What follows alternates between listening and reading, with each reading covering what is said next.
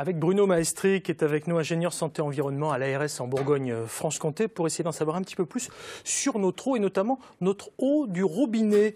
Pourquoi l'eau du robinet a différents goûts, dites-moi Bruno? Parce que en fait, l'eau du robinet vient pour l'essentiel du sous-sol. Donc elle est prélevée dans ce qu'on appelle les eaux, ce sont les eaux souterraines, ce qu'on appelle les eaux souterraines. Et ces eaux souterraines, elles sont en contact avec des roches, avec un environnement minéral qui est différent selon les régions.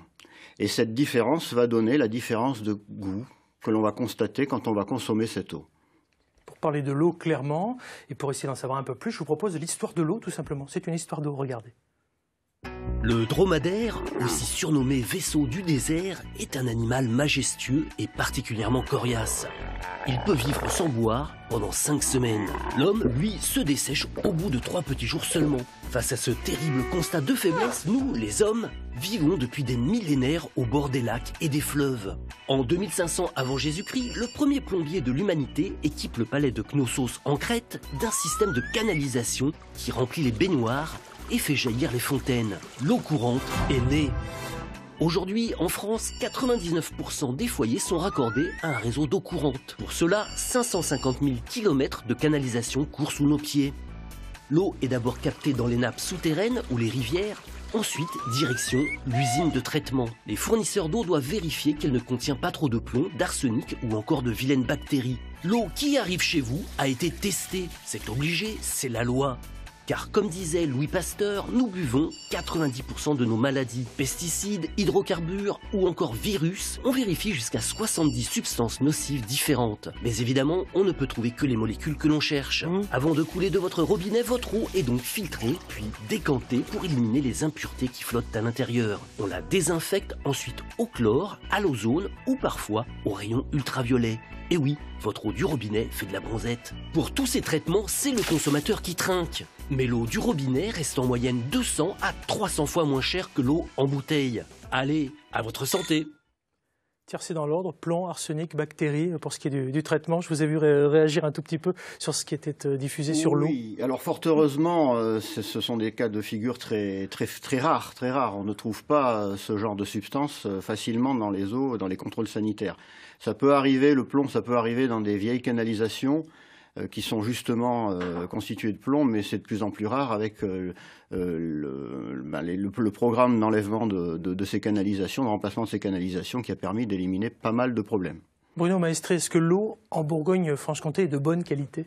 Alors, bien sûr, elle est de bonne qualité. Si on compare au cours du temps l'évolution, il y a une dizaine d'années, aujourd'hui, par exemple, aujourd'hui, on est à peu près 5 à 6% de la population de Bourgogne-Franche-Comté qui est confrontée de temps à autre à ce qu'on appelle, nous, des non-conformités, c'est-à-dire au-dessus des normes de qualité, pour des questions de bactériologie ou de phytosanitaire.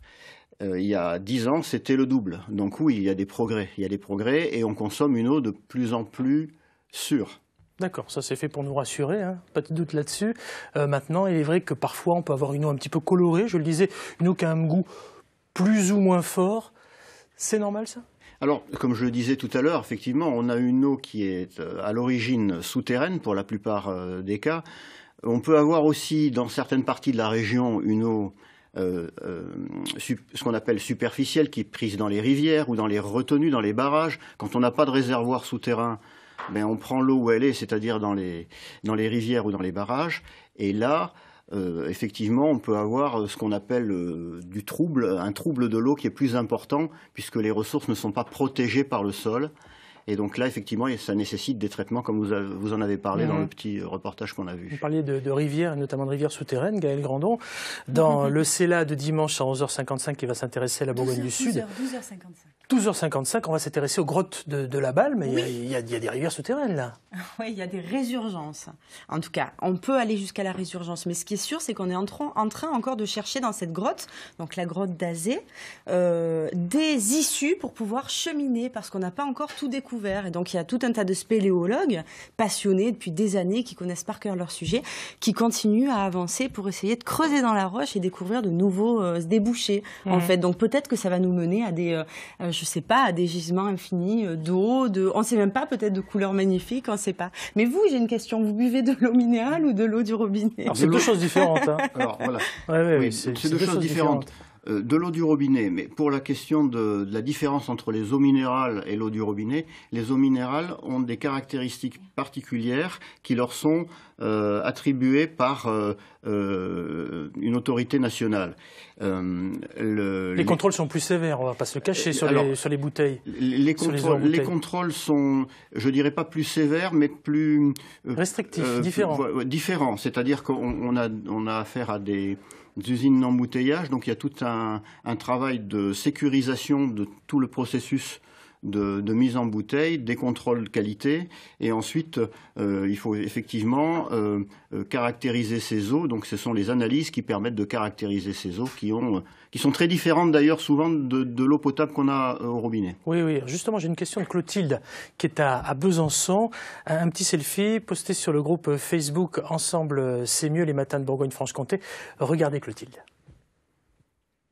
Bonjour, je m'appelle Clotilde Vera, j'habite à Besançon. À Besançon, nous avons une eau labellisée, dont nous sommes très fiers. On peut la trouver soit sous forme pétillante, ou alors en eau plate. Quelle est la différence entre une eau labellisée ou une eau du robinet qu'on peut trouver dans n'importe quelle ville? Voilà, on en revient à cette question de la bouteille et de l'eau du robinet, deux choses tout à fait différentes, vous nous le disiez, oui, avec des règlements qui sont différents. Les deux sont potables, mais il y a des différences notables. Alors, les deux doivent garantir une sécurité sanitaire absolue pour le consommateur. Les eaux minérales ont des caractéristiques, comme je le disais, différentes, c'est-à-dire elles peuvent être très riches en sulfate, en magnésium, on va être calcium. On va être clair. On sait qu'une épar, il y a beaucoup de magnésium. Une Olvic, il y en a un petit peu moins. Une Contrex, il y en a beaucoup. Voilà. J'en cite au moins 3. Vitel, etc. Voilà, il y a plein d'eau. Puisqu'on est dans l'eau, tiens, j'ai envie de me tourner vers vous, Estelle Meunier, pendant qu'on vous voit à l'image, là, faire vos bouquets de fleurs. L'eau, c'est indispensable, c'est vital pour nous, mais c'est aussi vital pour les fleurs. Ah, exactement. Moi, je dis toujours, ça sert à rien de mettre des produits qu'on vend des fois pour prolonger la vie des fleurs. Le mieux, c'est de changer l'eau tous les jours, mettre de l'eau fraîche et d'en mettre au moins au moins la moitié du vase. Et quand puis vous recouper dites fraîche, un petit peu. C'est froide ou c'est fraîche du robinet?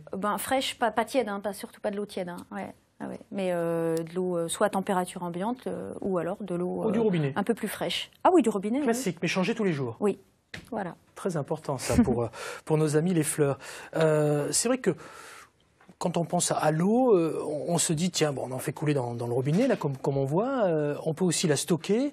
Ça se stocke comment, l'eau? Parce qu'on entend beaucoup dire qu'il faut mettre l'eau du robinet au réfrigérateur. À leur info, hein, Tox, Bruno? Alors, ce qui est une des règles principales, c'est que le stockage de l'eau, il vaut mieux l'éviter quand on l'a soutirée au robinet. On peut la mettre au frais pour la boire un peu plus fraîche, mais l'idéal, c'est de la consommer le plus rapidement possible, parce que comme tout élément, comme tout aliment, elle peut s'altérer au contact de l'air. Donc la consommation rapide est le moyen le plus simple d'avoir une eau qui reste de bonne qualité. Et qu'est-ce que pense l'ingénieur santé-environnement à l'ARS que vous êtes en Bourgogne-Franche-Comté de ces fameuses carafes qu'on a à un moment tous eu envie ou acheté, hein, pourquoi pas, pour justement enlever soi-disant plein de choses qu'on a dans l'eau du robinet? Qu'est-ce que vous en pensez, vous, le professionnel? Alors, bon, ce qui est clair, c'est que ces carafes ont un pouvoir filtrant qui est quand même assez limité. Hein, il faut bien le savoir. Hein, c'est assez limité, mais par contre, ça peut enlever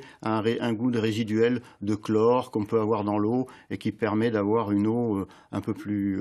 Mais sinon, l'eau du robinet telle qu'elle est fournit déjà suffisamment de garanties pour qu'on consomme en toute sécurité l'eau sans filtration. Vous-même, vous buvez l'eau du robinet de Bourgogne-Franche-Comté? Ah, moi, je bois l'eau du robinet de Bourgogne-Franche-Comté. Très bien. Est-ce qu'elle est rare, l'eau, chez nous, en Bourgogne-Franche-Comté? Parce qu'on entend un peu tout et n'importe quoi là-dessus.